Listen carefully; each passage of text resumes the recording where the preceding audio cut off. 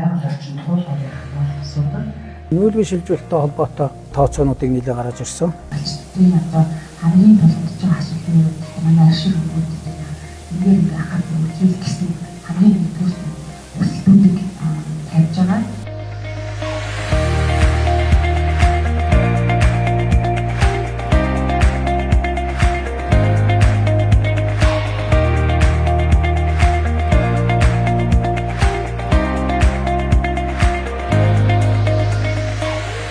Эмэлтек аж үйлдвэрийн паркийн төслийн талбай руу арьс ширний үйлдвэрүүдийг нүүлгэн шилжүүлэхэд тулгамдж байгаа асуудал сэдвээр нийслэлийн засаг дарганы тамгын газар за мөн одоо Монгол Улсын ерөнхийлөгчийн цагаан алт хөтөлбөрийг хариуцж байгаа чавлан зөвлөх за мөн хүнс үдэ аж ахуй яам цагаан алт төрийн бас байгууллага за мөн арьс ширний холбоо үйлдвэрийн эрхлэгч нартай зөвлөлт хуралдалтыг зохион байгуулаад нэгдүгээрт бол Эмэлтек аж үйлдвэрийн паркийн суурь дэд бүтцийн ажлууд хэрэг хийгдээд явж байна. За ингээд нэмэлтээр шаардлагатай дэд бүтцийн хөрөнгө оруулалтын асуудлыг бол шийдвэр гаргагч нарт танилцууллаа.